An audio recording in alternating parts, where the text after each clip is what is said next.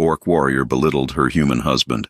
When suddenly he stood alone against the enemy army, there are some truths you can only learn when it's too late to use them.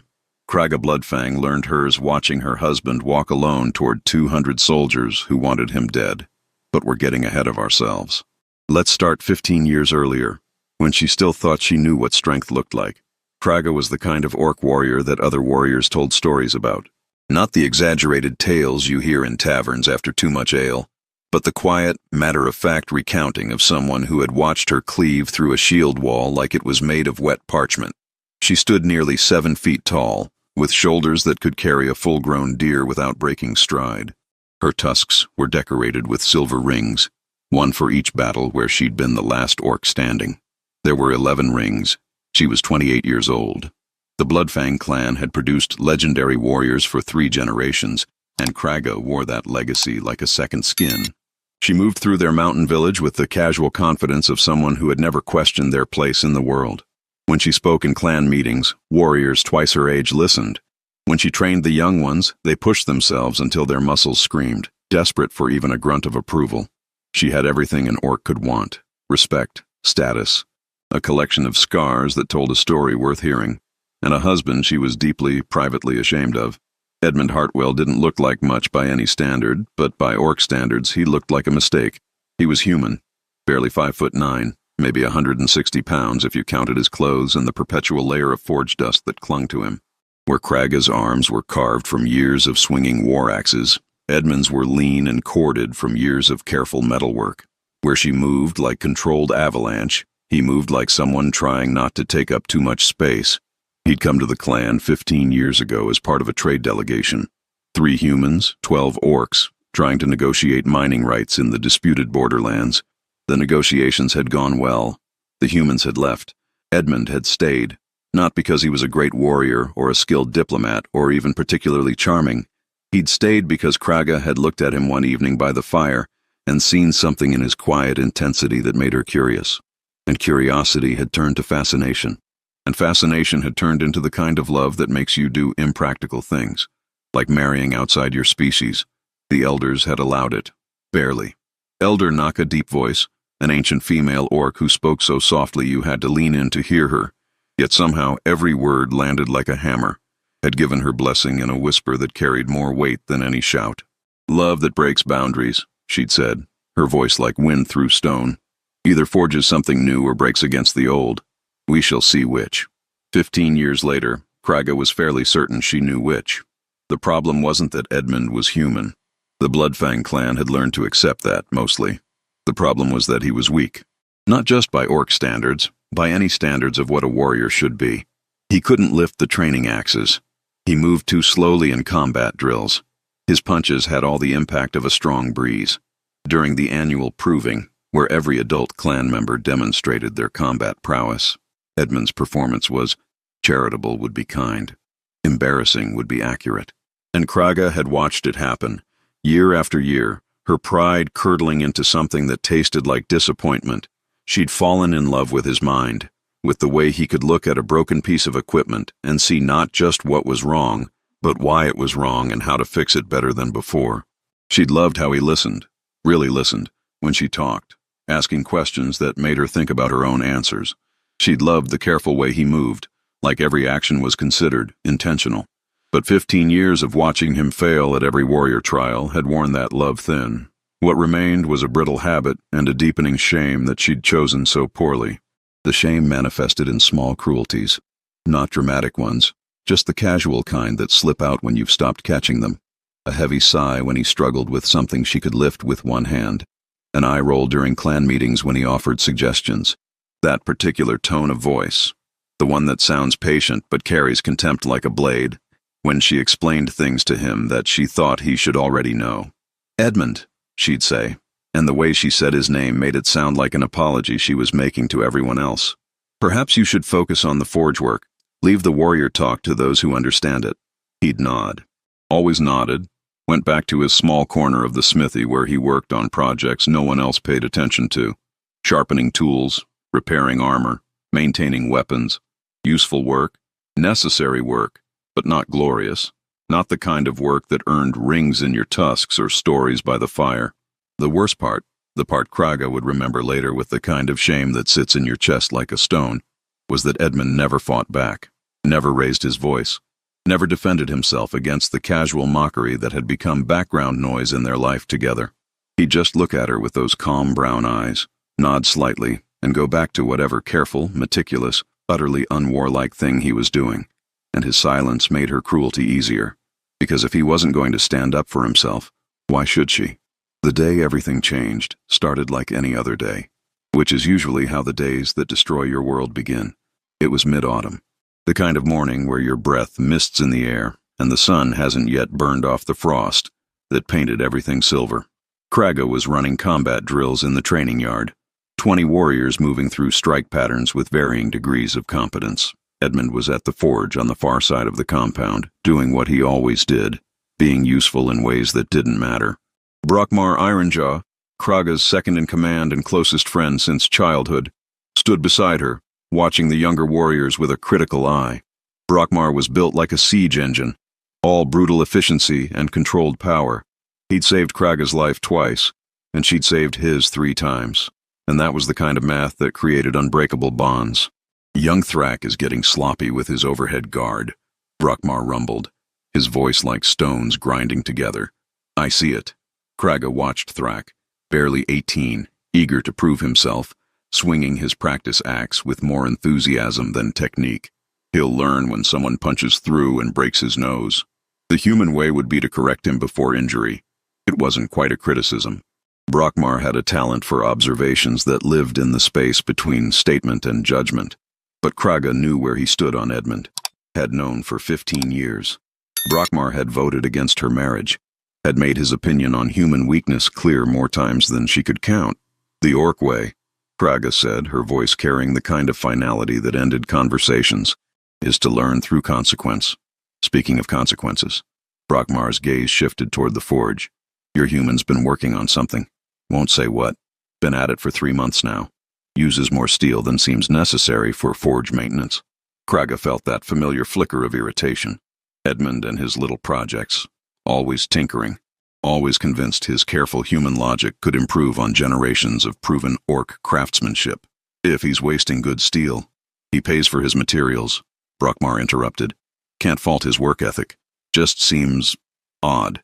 The secrecy. Before Kraga could respond, Rucker the Loud came thundering into the training yard with all the subtlety of a rock slide. Rukgar was the clan's emotional barometer. When he was laughing, things were good.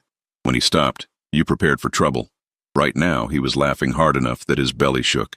Bloodfang, he bellowed, his voice carrying across the compound. You'll want to hear this one.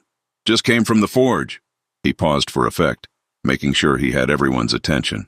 Your human just asked me, with complete seriousness, if I thought the clan would benefit from strategically positioned backup weapons around the village perimeter. The warriors around them chuckled. That particular brand of laughter that's not quite cruel, but definitely not kind. The sound of people enjoying a joke at someone else's expense. Backup weapons, Rukar continued, warming to his audience. Because apparently Edmund thinks we might run into battle and forget to bring our primary weapons. He slapped his thigh. What's next? Backup heads in case we forget our main one? The laughter grew. Even young Thrak was grinning. Kraga felt the shame rise in her chest like bile. This was her husband they were mocking. Her choice. Every joke at Edmund's expense was a question mark hovering over her judgment. She should have defended him. Should have reminded everyone that Edmund's careful preparations had saved lives more than once. Should have pointed out that mockery was easy, but maintenance was essential. Instead, she heard herself say, backup weapons, of course. Because the real problem our clan faces is the possibility of warriors charging into battle completely unarmed through sheer forgetfulness. Her tone was light, joking, joining in. The laughter rippled outward, and there, across the compound, she saw Edmund standing at the forge entrance, far enough away that he probably couldn't hear the specific words, but close enough to understand the laughter's target. He looked at her for a long moment. Just looked. That same calm gaze that never fought back, never defended, never demanded she be better than she was being. Then he nodded once, that slight, understanding nod that somehow made everything worse, and went back into the forge.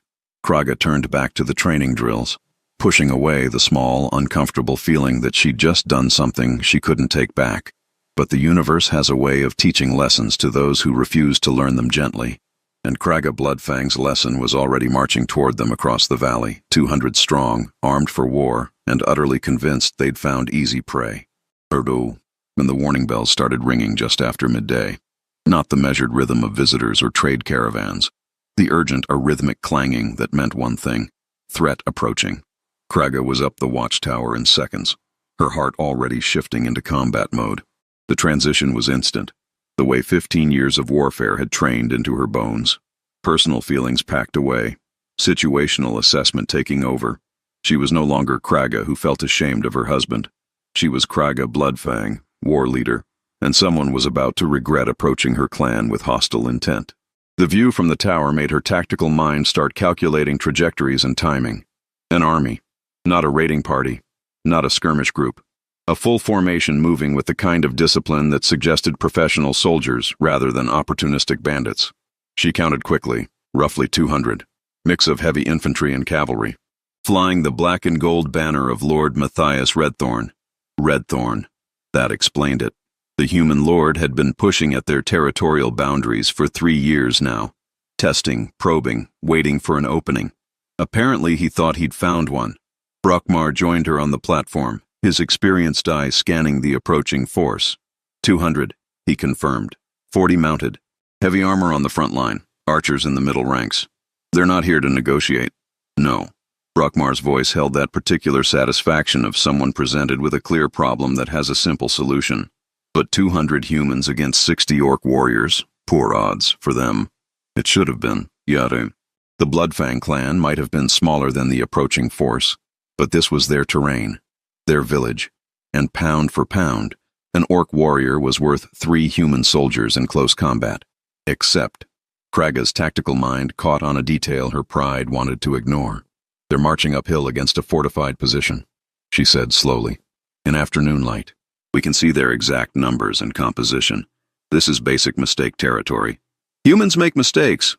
It's their primary skill, not soldiers under Redthorn. He's cautious, careful, doesn't take fights he can't win. She watched the approaching army with growing unease. This is deliberate. They want us to see them, want us to feel confident. You think it's a trap. I think it's something. Kraga's hand found the haft of her war axe, that familiar worn leather grip that fit her palm like extension of her arm. Doesn't matter. They're here. We respond. Sound general muster. Combat formation 3. I want archers on the wall. Heavy infantry holding the gate. Cavalry ready for countercharge if they break formation. The clan moved into combat readiness with practiced efficiency. This wasn't their first defense. Wouldn't be their last. Warriors checked armor straps, tested bowstrings, spoke the small prayers to ancestors that preceded every battle. The familiar ritual. The comfortable routine of preparing to hurt people who meant to hurt you first. Kraga moved through the preparations, checking positions, offering encouragement where needed, making small adjustments to formation. This was what she was built for, what she was good at, what made sense in a way the complicated disappointment of her marriage never had. She found Edmund near the forge, which shouldn't have surprised her. Where else would he be when warriors prepared for battle? But something about his presence there made her irritation spike. Edmund. Her voice had that patient but impatient tone again. You should get to the shelter with the non-combatants. He was cleaning his utility knife, that ridiculous small blade he always carried, barely longer than his hand, worn handle, kept sharp enough to split hairs. A tool, not a weapon, utterly useless for actual combat. I'd prefer to help, he said quietly. Help how, exactly? The words came out sharper than intended. We're preparing for battle, not maintaining equipment. I could... Edmund. She stopped him. Couldn't handle this conversation right now. Didn't have space in her combat-focused mind for gentle rejection and the guilt that came with it. Please, just go to the shelter. Let the warriors handle this. He looked at her with those calm eyes, nodded once, started to walk away, then stopped. Kraga. His voice was still quiet, but something in it made her actually look at him. Really look, instead of seeing the Edmund-shaped disappointment she'd gotten used to. Be careful. Something about this doesn't feel right. What doesn't feel right is that you're still standing here. Go. He went, and Kraga turned back to preparations, pushing away the small voice, wondering why his tactical assessment matched her own. The battle started exactly as expected, which should have been the first warning that nothing was going as expected. Redthorn's army made their approach with textbook precision. Shield wall in front, archers behind, cavalry on the flanks. They came to a halt just outside bow range, and a rider came forward under flag of parley. Kraga met him at the gate, flanked by Brockmar and Elder Naka. The rider was young, maybe mid-20s, with the kind of confident bearing that came from never having lost a fight that mattered. "Lord Matthias Redthorn offers terms," he announced, his voice carrying across the field. "Surrender your territorial claims in the Southern Valley. Pay tribute of 50 gold pieces per harvest.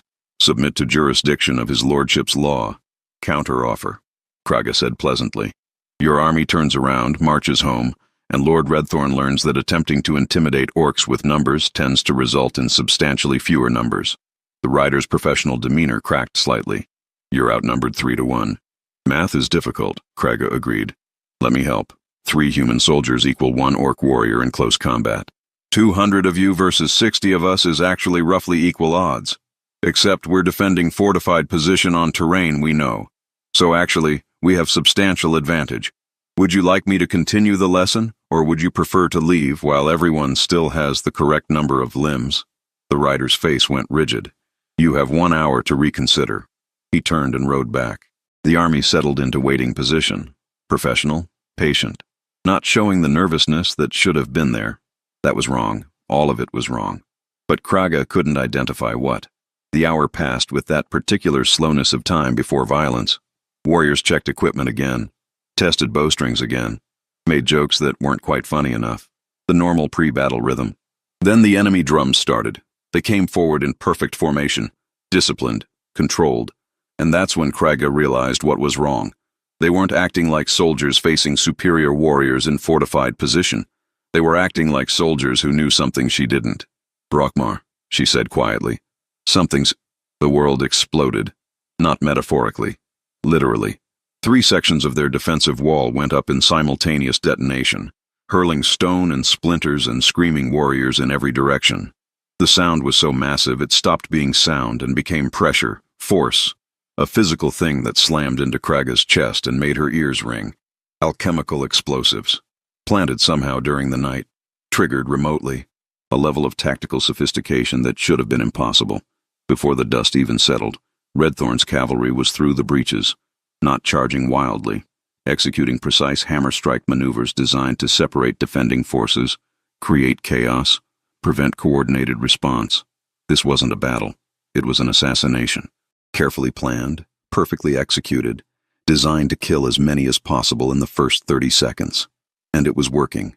Kraga found herself fighting through smoke and confusion, her combat instincts taking over while her tactical mind scrambled to understand what was happening. Brockmar appeared beside her, blood running down his face from a cut above his eye, already swinging his warhammer with controlled fury. "Regroup!" Kraga roared. "Formation 7! Collapse to secondary line!" But Formation 7 required walls that weren't rubble, required warriors who weren't scattered, required time they didn't have. The first cavalry wave hit them like a landslide. Kraga met it with her axe, that familiar weight doing familiar work. Block, pivot, strike. A mounted soldier went down, his horse screaming. She was already moving to the next target, her body operating on 15 years of muscle memory. Around her, the clan was fighting desperately. Orc warriors were individually superior, but individual superiority meant less when you were surrounded, separated, taking attacks from multiple angles while standing on your own rubble. They were losing. Not might lose. Were losing. Present tense. Kraga could feel it in the flow of combat, the way experienced warriors feel these things. Could see it in the slowly shrinking circle of her defenders, the growing number of bodies that weren't getting back up. "Fall back," she ordered. Controlled retreat to the inner compound. They fell back. Not running. Orcs don't run from battle, but withdrawing with as much order as panic allows, trying to make every step backward cost the enemy something. The inner compound had been designed as last stand position. Narrow entry points, high walls, defensive advantage for smaller force. It should have given them fighting chance. Should have. Kraga made it through the gate with maybe 40 warriors still combat capable. 20 more injured, but still moving. The rest? She couldn't think about the rest. Not yet. Had to focus on the living. On the warriors still depending on her to find a way out of this. Redthorn's army regrouped outside. No rush now. They had time. The orcs were trapped, outnumbered, and running out of options. Ideas? Kraga asked Brockmar, her voice raw from shouting over combat noise. Not good ones. His face was grim. We can hold this position maybe an hour, 2 if they're cautious. But we can't break out. Not with their numbers. Elder Naka? The ancient orc's whisper somehow carried over the sounds of dying. The young ones and non-combatants are in the deep shelter. They're safe for now. But if we fall, she didn't finish. Didn't need to. Everyone understood what happened to survivors when defenders fell. Kraga looked at her warriors, bloodied, exhausted. Still standing because that's what warriors did. But standing on hope that was running thin. We need a miracle, someone muttered. Miracles, Elder Naka whispered, come in unexpected forms. That's when they heard it. A single voice, calling out in accented but clear Orcish, speaking words that made no tactical sense. Redthorn, I would speak with your commander. Everyone turned toward the sound, because that voice was human. That voice was familiar. That voice belonged to the person they'd sent to shelter with the non-combatants. Edmund Hartwell stood at the gate of the inner compound, alone, holding his utility knife in one hand and what appeared to be a white cloth in the other. And before anyone could stop him, before Kraga could even process what she was seeing, he walked out toward the enemy army, by himself, the small, weak human who couldn't lift a war axe, the man she'd called useless that very morning, the husband she'd spent 15 years being ashamed of, walked alone toward 200 soldiers who wanted him dead. There are moments in life that happen too fast to understand and too slow to stop. Watching Edmund walk toward certain death was one of those moments. Kraga's mind seemed to split into 2 separate tracks, one screaming at her to move, to stop him, to do something, and another coldly observing every detail with the clinical precision of someone watching their entire world realign. He walked the way he did everything, carefully, deliberately, each step measured like he'd calculated the exact distance and decided on the optimal pace. Not hurrying, not hesitating, just walking, like this was something he'd planned for. What is he doing? Brockmar's voice carried genuine confusion. Brockmar was rarely confused. Kraga didn't answer. Couldn't. Her voice had temporarily stopped working, along with several other critical functions like breathing and rational thought. Edmund reached the midpoint between the compound and the enemy formation. Stopped. Raised his white cloth. Not a surrender flag, Kraga realized, but a parley request. His voice carried back, still speaking formal Orcish, with that careful human accent. I am Edmund Hartwell, husband to Kraga Bloodfang, member of this clan. I request terms of honorable parley with Lord Redthorn's commander. For a long moment, nothing happened. Then a figure emerged from the enemy ranks. Tall human in elaborate armor, a black plume on his helmet, moving with the controlled confidence of someone used to commanding. Lord Redthorn himself, apparently. He walked forward until he stood maybe 10 feet from Edmund. Close enough to talk. Close enough to kill, if this went badly. You're asking for terms? Redthorn's voice was cultured, educated, carrying that particular aristocratic accent that made every word sound like he was doing you a favor by speaking to you. You're besieged, outnumbered, broken. What terms could you possibly offer?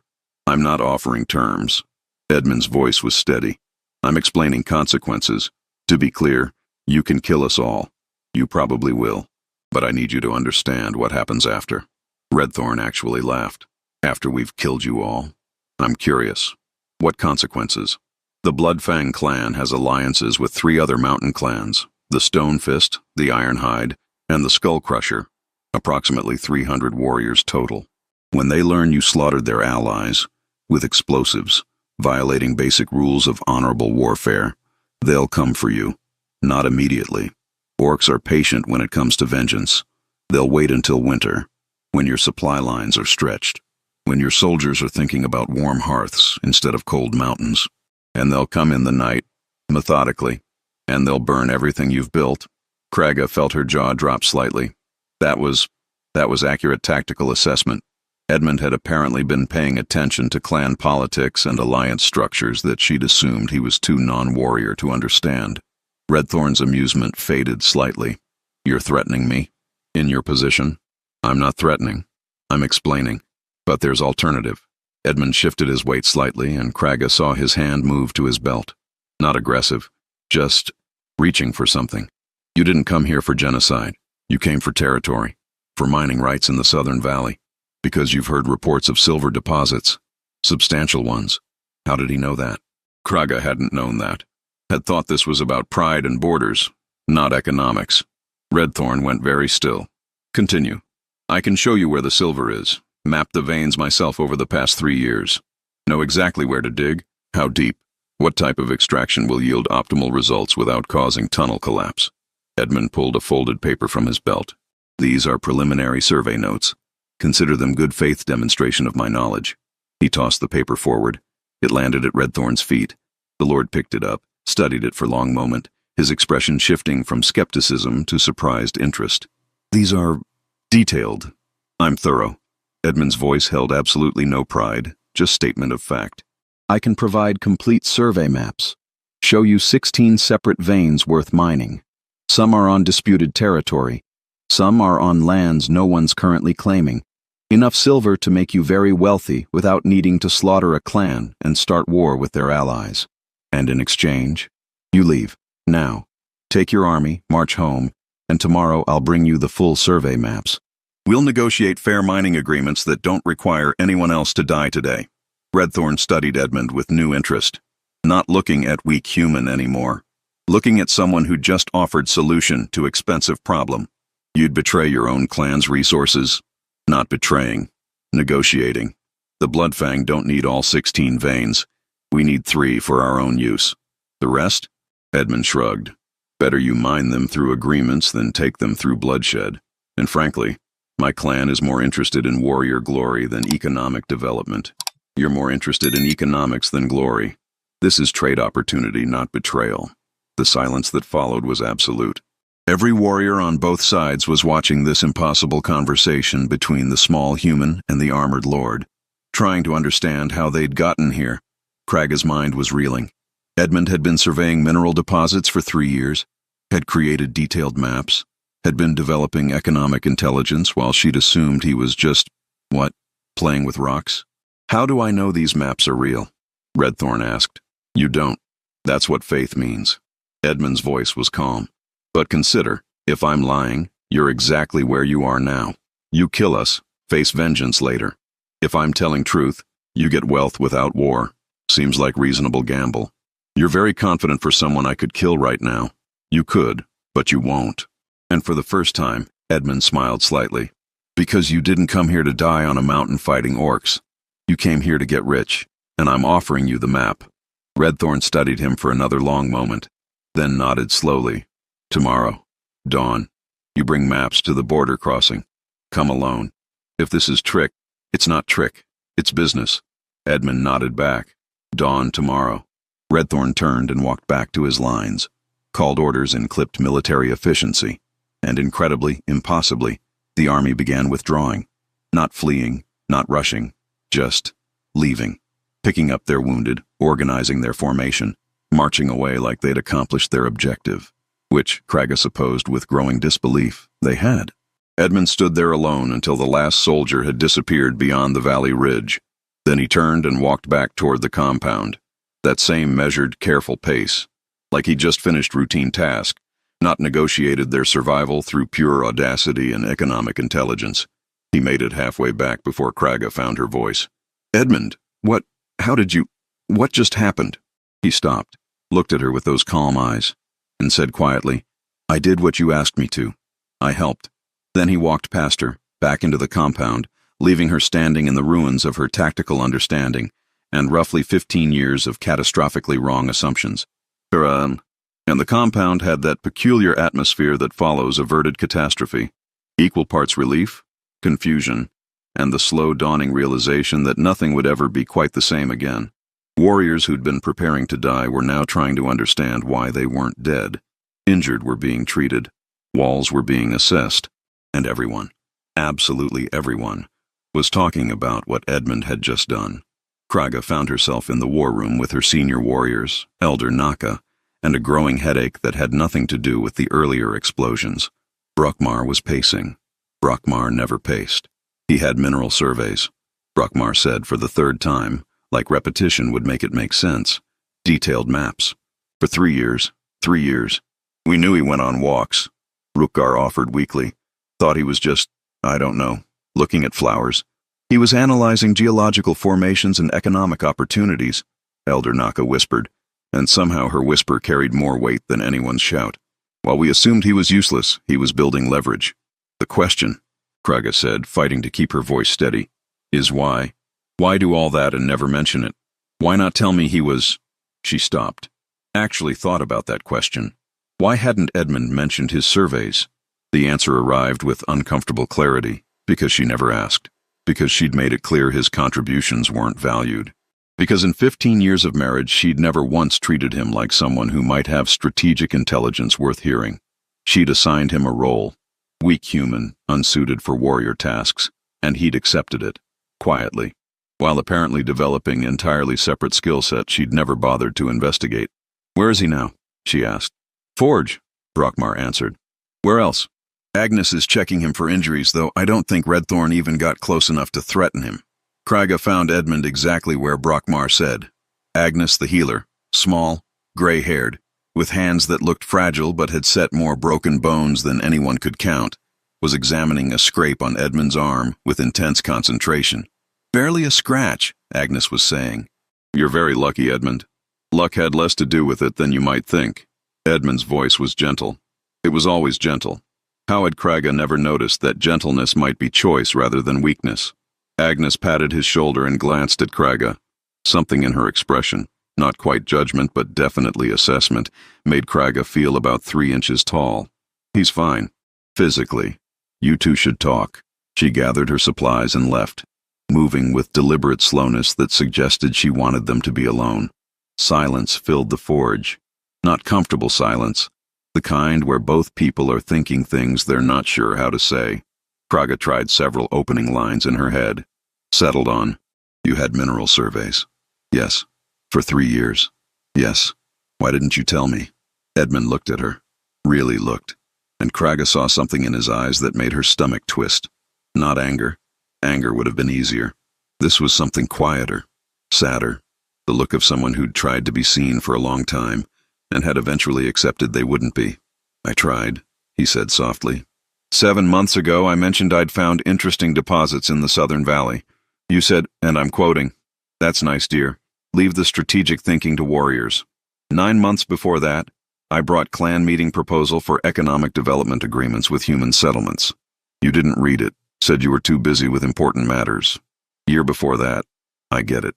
Kraga's voice came out harsher than intended. I didn't listen. But you still could have what? Insisted. Demanded you take me seriously. His voice never rose, still gentle. But there was steel underneath now. Kraga, you're a great warrior. Perhaps the best I've ever seen. You've saved this clan more times than anyone can count.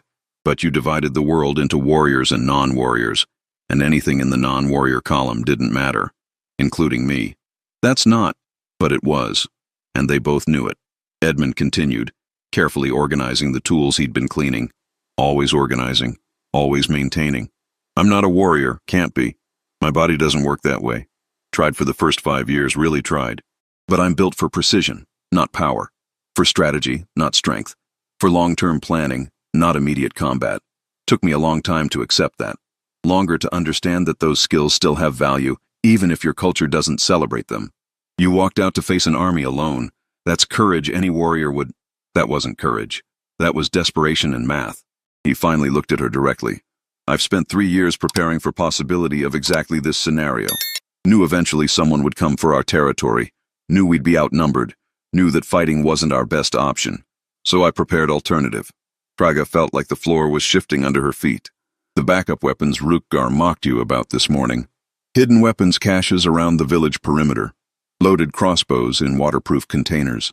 Because orc warriors might not forget their primary weapons, but they might get separated from them during chaotic battle. Or they might face enemy that outranges their melee weapons, or... He stopped. It doesn't matter. You laughed along with everyone else. The shame hit like a physical thing. Edmund, I'm not asking for apology. His voice was quiet, exhausted.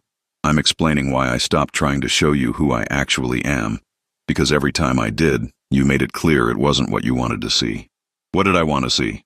A warrior. Someone who fit your culture's definition of valuable. Someone you could be proud of instead of ashamed of. He picked up his utility knife, that small, worthless tool she'd mocked, and started sharpening it with methodical precision. I couldn't be that person, so I became useful in ways you didn't have to acknowledge.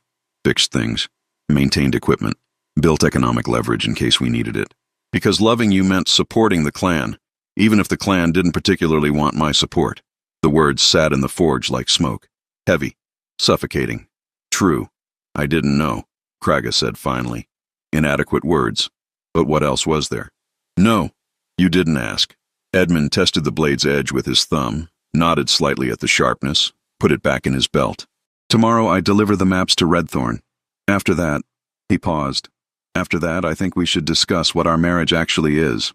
Because right now, I'm not sure either of us knows. He walked past her, leaving her standing in the forge, surrounded by tools she'd never learned to appreciate, worked by someone she'd never tried to understand. That night, Kraga couldn't sleep, which was unusual. Warriors learned to sleep anywhere, anytime, because you never knew when the next chance would come. But her mind wouldn't quiet down, kept replaying 15 years of small moments she'd dismissed, misunderstood, or simply failed to see. Edmund making detailed notes during clan meetings she'd thought he was ignoring. Edmund asking careful questions about territorial boundaries she'd answered with impatience. Edmund volunteering for patrol duties she'd told him were beyond his capabilities. Edmund offering strategic observations she'd waved away. 15 years of him trying to contribute in ways she'd refused to recognize. She found herself walking through the still-damaged compound, past warriors on watch, past the wounded sleeping in the medical hall, to the forge. Light showed under the door. Of course, Edmund always worked late when he was thinking through problems. She knocked, waited. He opened the door, unsurprised to see her. Probably expected this conversation eventually. Can't sleep either? He asked quietly. How did you know about Redthorn's real objectives? The silver deposits? Same way I know most things. Paid attention. Listened to trade gossip. Connected pieces people thought were unrelated. He stepped aside, letting her into the forge. Redthorn's been hiring mining engineers. Quietly, through intermediaries. Spending money on something he hasn't found yet. Only made sense if he'd heard rumors about mineral wealth in our territory. And you just knew this? I talked to merchants. Read trade reports. Agnes shares information from her supply runs. Humans talk to other humans, especially when they think no orcs are listening. Doesn't take combat skill. Just attention and patience. Kraga looked around the forge properly for the first time in years. Really looked. Saw the careful organization. The maintenance schedules written in neat handwriting on the wall. The weapon modifications she'd thought were unnecessary. The backup equipment she'd dismissed as paranoia. The evidence of someone trying desperately to be useful in the only ways available to him. I was wrong, she said finally. About you. About what matters. About what makes someone valuable to the clan. Yes, you were. No anger in his voice. Just fact. I don't know how to fix this. I don't know if you can. Edmund pulled out a sheaf of papers, the mineral survey maps, complete and detailed. These represent 3 years of work, walking every trail, testing every rock formation, creating economic opportunity out of nothing. I did it because I love you, because I love this clan, because I wanted to matter in ways you'd eventually recognize. You matter. You saved everyone today. Today I was undeniable. But tomorrow, next week, a year from now, he looked at her with those calm, sad eyes. Will you see what I am, or will you go back to seeing what you wish I was? The question sat between them like a weapon neither wanted to pick up. I want to try, Kraga said quietly. To see you. Actually see you. Wanting isn't the same as doing. I know, but it's where I start. Edmund studied her for a long moment, then nodded slightly. Then start. But Kraga, if we do this, if we actually try to fix what's broken here, you can't go halfway. Can't decide you value me only when I'm undeniably useful. Can't love me only when loving me is easy. I never stopped loving you. I just stopped liking who I became around my disappointment. That's honest, at least. He carefully rolled up the survey maps, securing them with practiced precision. Tomorrow I meet Redthorn. After that we'll see. Whether this marriage can survive honesty. Whether you can respect someone who'll never swing an axe like you do. Whether I can trust you won't go back to casual cruelty when the crisis passes. And if I can't, then we acknowledge what we've become. Two people who once loved each other, but couldn't bridge the gap between who we are and who we needed each other to be. His voice was gentle, sad, but clear. Love isn't always enough, Kraga. Sometimes you need respect, understanding, the willingness to see someone as they are instead of as you wish they were. I want to learn how. Then we'll see if you can. He left the forge carrying his maps, leaving her standing among his 15 years of quiet competence. And for the first time, Kraga understood that saving someone in battle was easier than saving a relationship you'd spent years slowly breaking. Dawn came cold and gray, the kind of morning that made everything look uncertain and temporary. Kraga stood at the compound entrance, watching Edmund prepare for his meeting with Redthorn. He moved with his usual methodical care, checking supplies, organizing maps, ensuring everything was exactly as it should be. Brokmar stood beside her, arms crossed, his expression complicated. Still not sure I understand what happened yesterday. He saved us using brain instead of muscle. Turns out there are multiple types of strength, and you're realizing this now. Better late than never? Better late than never, Brokmar agreed. But also, much worse than on time. He paused. He's good for you, always has been. Just not in ways you were willing to value. I know. Do you? Because knowing and changing are different things. Brokmar's voice was unusually gentle. I voted against your marriage. Told you marrying human was a mistake. But I was wrong. The mistake wasn't the human. The mistake was treating him like he had to be orc to matter. Edmund finished his preparations and walked toward them, stopped in front of Kraga. For a moment neither spoke. Then Edmund said quietly, I'll be back by midday. The negotiation should be straightforward. Be careful. Always am. That's what you've been mocking me for. Said without heat. Just observation. Edmund, when I get back, he interrupted gently, we'll talk, properly, about everything.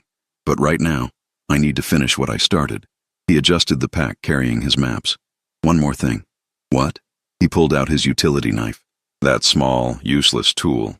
Held it up so the morning light caught the edge. You once asked Rukar if he thought this was too small to be useful. He laughed. You laughed. Everyone laughed. Kraga remembered. Felt the shame again. But this knife has done more work than any war axe in this compound. It's repaired equipment that saved lives. It's crafted tools that built defenses. It's done thousands of small, essential tasks that no one noticed because they weren't glorious. He slid it back into his belt. Warriors prize big weapons, but sometimes the small tool, properly used, changes more than the largest blade. He walked past her, toward the border crossing, toward the meeting that would determine their economic future. And Kraga understood he wasn't just talking about knives. She watched him disappear into the morning mist.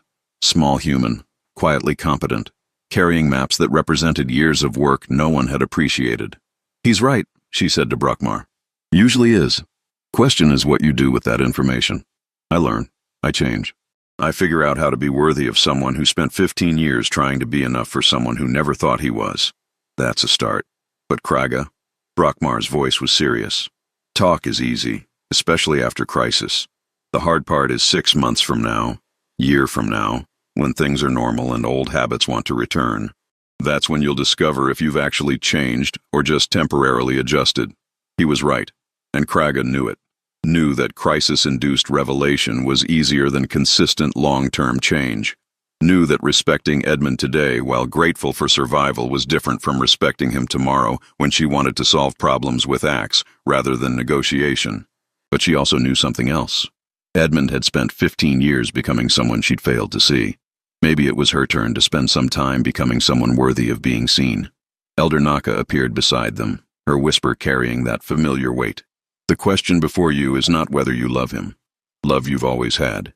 The question is whether you respect him. Whether you can value a mind that works differently than yours. Whether you can honor contributions that aren't combat. Whether you can let go of what you wished he was and embrace what he is. She paused. That is harder than any battle. I know. Do you? Naka's ancient eyes studied her. Or will you return to old patterns when fear fades? When immediate gratitude becomes distant memory? When the man who saved you with intelligence becomes once again the man who disappoints you with non-violence? I don't know, Kraga admitted, but I want to try. Wanting is beginning, doing is journey. Succeeding is destination most never reach. Naka's whisper was soft, kind. Sad. Some truths we learn too late to use them. Question is whether you learned in time. The morning passed slowly.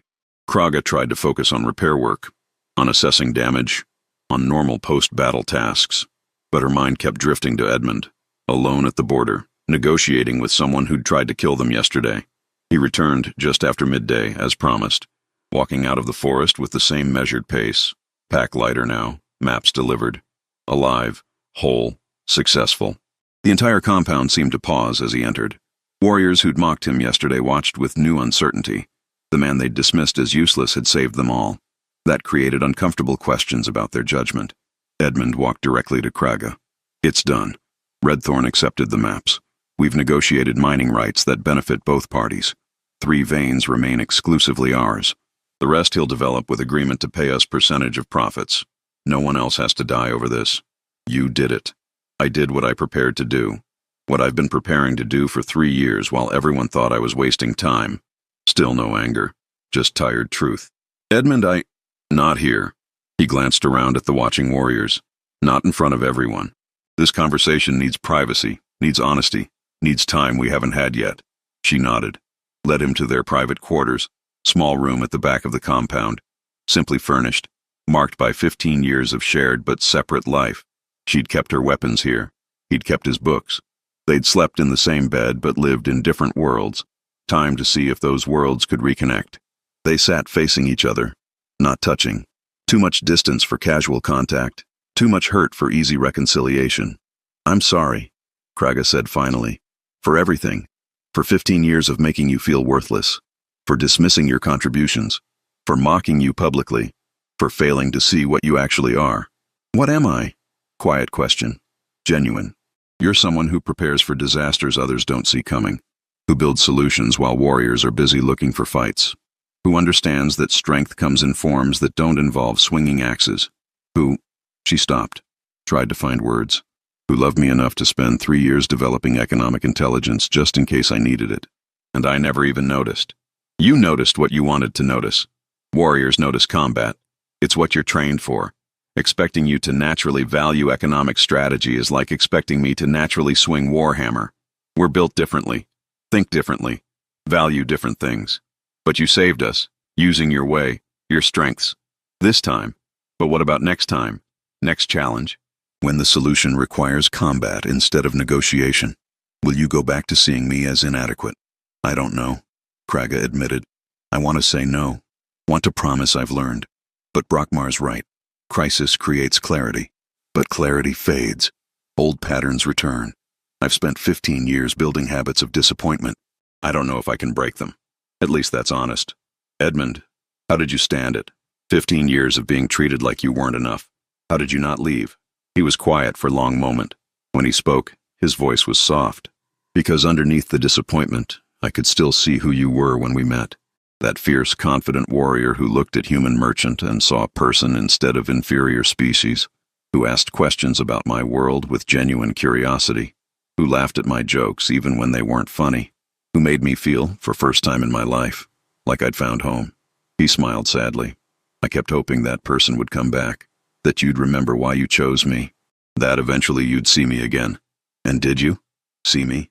I saw you become everything your clan needed you to be.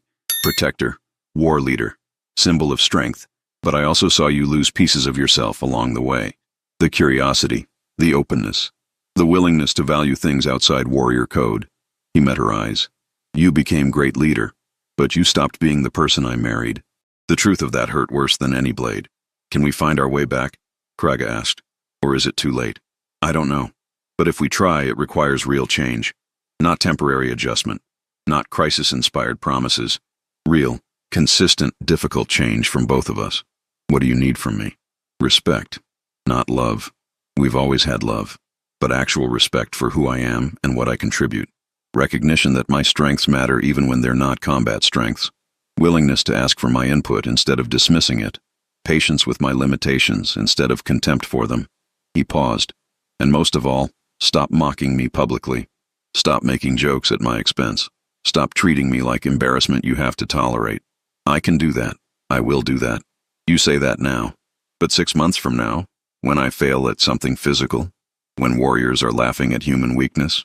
When standing up for me means choosing me over clan approval? Then I choose you. Kraga said it firmly. Meant it. I choose you. Because you chose me every day for 15 years, even when I gave you nothing but disappointment and casual cruelty. I owe you more than pretty words after crisis. I owe you actual change. Edmund studied her for a long moment. Some emotion moving across his face she couldn't quite read. Hope, maybe. Or fear of hope. And I need to change too, he said quietly.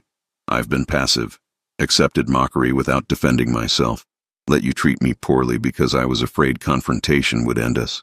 But that's not healthy either.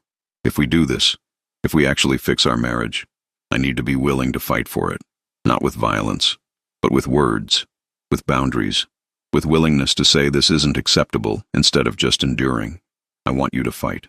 Want you to tell me when I'm wrong. Want us to be partners who challenge each other instead of warrior and whatever I've been treating you as. Disappointment. You've been treating me as disappointment. Not anymore. Kraga reached out slowly, giving him chance to pull away. He didn't.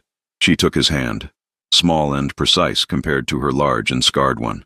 15 years of marriage, and she couldn't remember the last time they'd held hands. I see you, Edmund. Finally.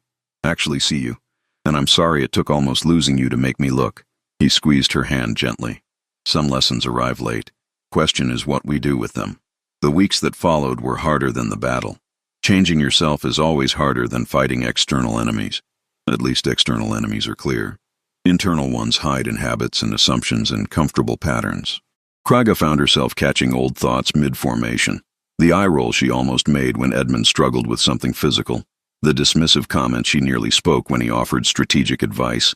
The casual mockery that wanted to slip out when warriors made jokes. Each time she stopped, bit back the words, chose different response.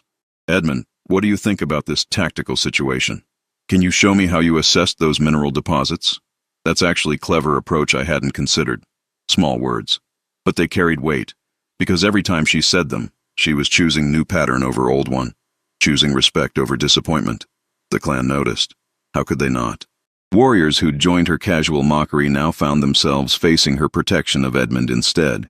It created confusion, some adjustment, some resentment. Rukar approached her one evening, looking uncomfortable. Bloodfang, about the jokes, about the human. I didn't mean... Yes, you did. So did I. We all did. Kraga kept her voice level. But he saved us. Used intelligence we dismissed. Prepared for contingencies we never considered. Maybe worth reconsidering what we find funny. He's still weak, though. Physically. Can't fight like warrior. No. He fights like Edmund. Uses different weapons. Different strategies. Different strengths. She met Rukar's eyes. The question is whether we're smart enough to value multiple types of strength or whether we're going to keep repeating mistake of only respecting one kind. Rukar was quiet for a moment, then nodded slowly. Fair. I'll think about that. It wasn't dramatic change. Wasn't instant transformation. But it was start. Brokmar pulled her aside few days later. You're different with him. I'm trying to be better. It shows. But Kraga, this is easy part. Right now everyone's grateful for survival, impressed by what he did. Wait until normalcy returns. Until crisis fades and he's just Edmund again, doing quiet work that doesn't look impressive. That's when real test comes. I know. Do you? Because I've known you since we were children. Seen you face armies without flinching, but sustain change? That requires different kind of courage. Kind that doesn't end. Kind that happens in small moments when no one's watching. He was right. And Kraga knew it. The grand gesture was easy. The daily choice to be better was hard. Edmund, for his part, was changing too. Speaking up more in meetings. Offering opinions without apology. Setting boundaries when warriors crossed lines. It wasn't dramatic. Wasn't aggressive. Just quiet assertion that he had value and deserved respect. One evening she found him in the forge, working on new project. Some kind of improved crossbow mechanism. She watched him work for a while, those precise, careful movements that were so essentially Edmund. Can I help? She asked. He looked up surprised. You want to help with forge work? I want to learn what you do, understand how you think, see how this careful precision you have actually works. She moved closer. I've spent 15 years dismissing your skills. Maybe time I actually learned them. Something in his expression softened. You'll be terrible at it, at first. This kind of work requires patience you're not naturally inclined toward. Then teach me patience. He did.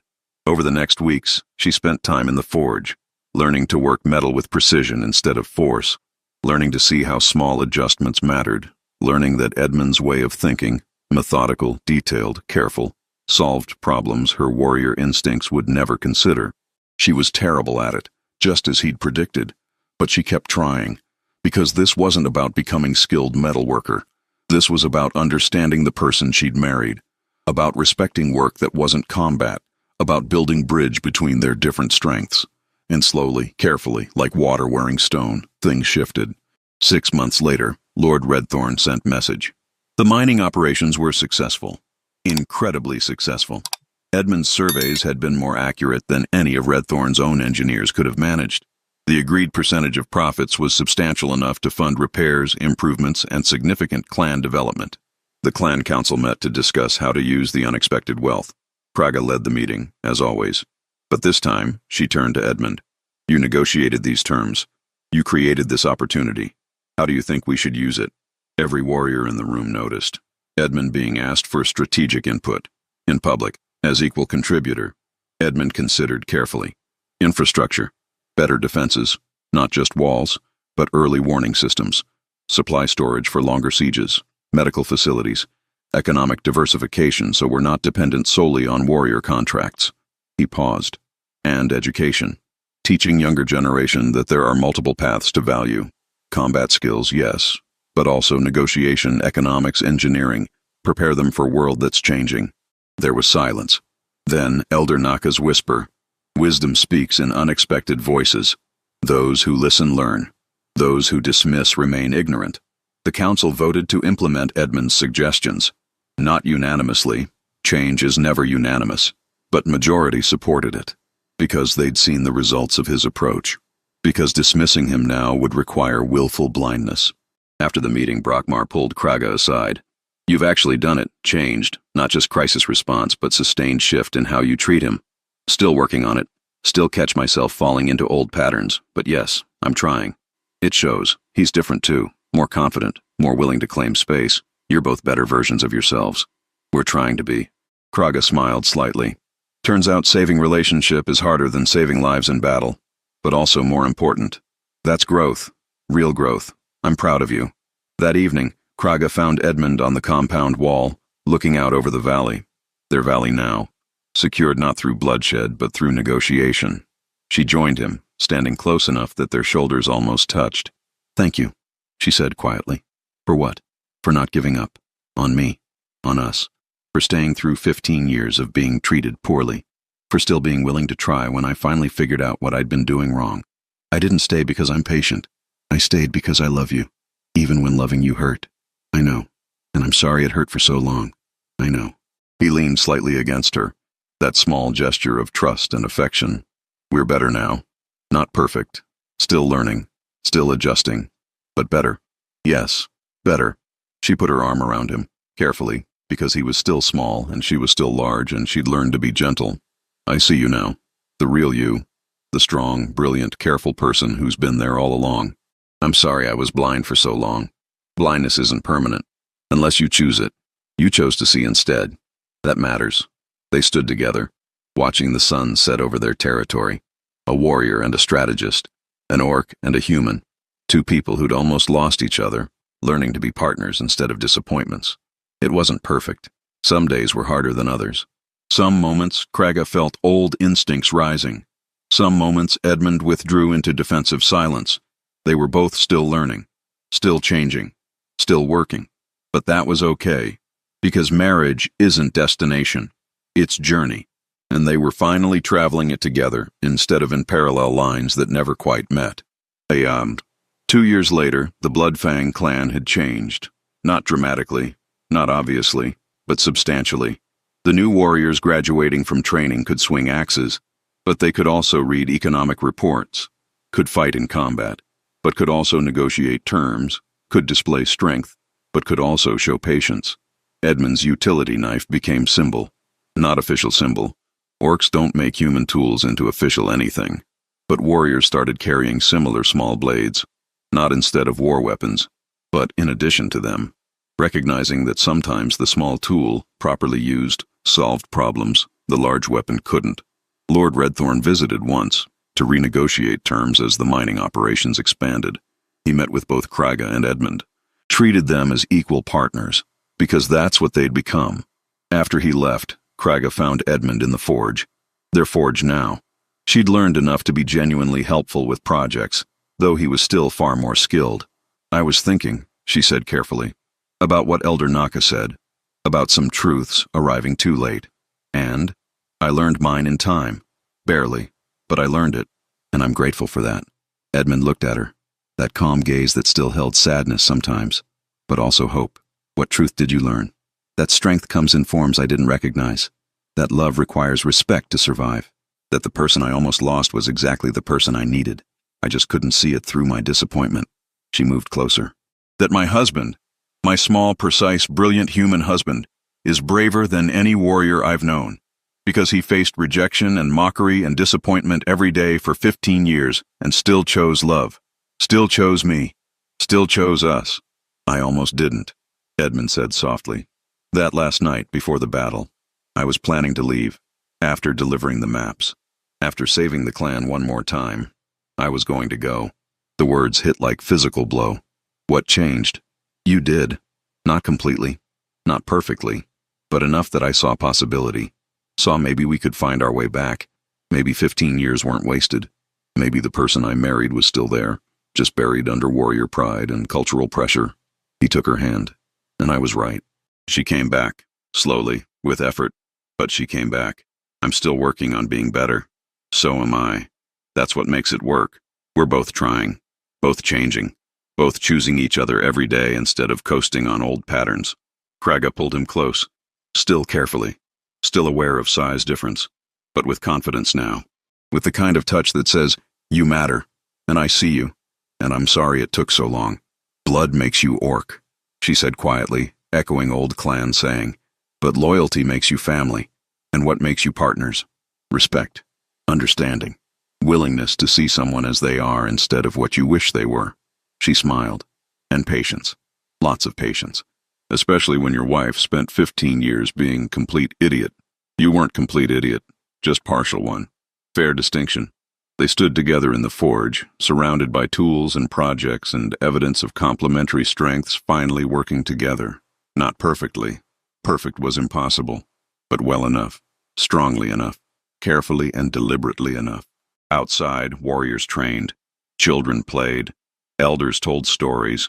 The clan continued its daily rhythm, but underneath, things had shifted. Because one warrior had learned to value more than combat. One human had learned to claim his worth, and both had learned that some victories aren't won on battlefields. They're won in quiet moments when you choose respect over pride, when you choose understanding over judgment, when you choose love despite the work it requires.